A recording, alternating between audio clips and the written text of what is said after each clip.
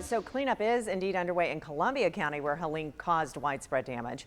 The storm knocked out power to nearly everybody in the county and damaged homes and businesses. Riley Phillips joining us live from downtown Lake City with a look at how the community is coping right now, 24 hours about after the storm. So Riley, tell us what's happening there.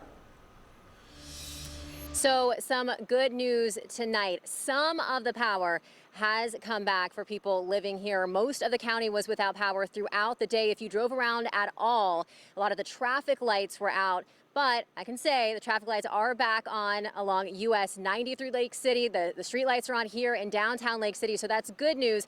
As lights slowly start coming back on, though, people are now going to be tasked with cleaning up the mess made by Helene. The sound of chainsaws and large machinery could be heard across Lake City Friday as the community begins the long process of cleaning up.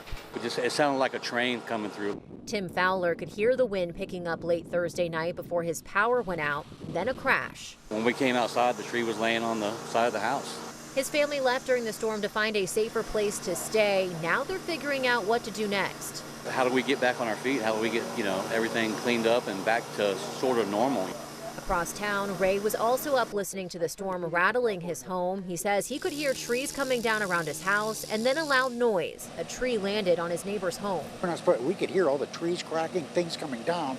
That's why I didn't sleep very well, and I was up at 5 a.m. out with a flashlight to see the damage. His community is now without power and water. He doesn't know when it will be restored. Anything over 3 days, it gets to be too intense.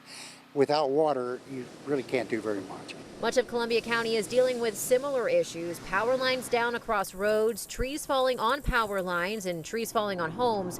At one point during the storm, 99% of the county was without power. While crews work to assess damage and restore utilities, members of the community are coming together, lending a hand to their neighbors. Just trying to help who we can.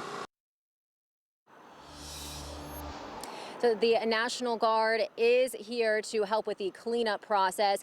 We learned the Columbia County Jail lost power and its backup generator failed, so the sheriff's office is working to restore that. The county is also working on getting bathroom and shower services for people who don't have power, so that's something we will be keeping an eye on for folks. Live in Lake City, Riley Phillips, First Coast News, on your side.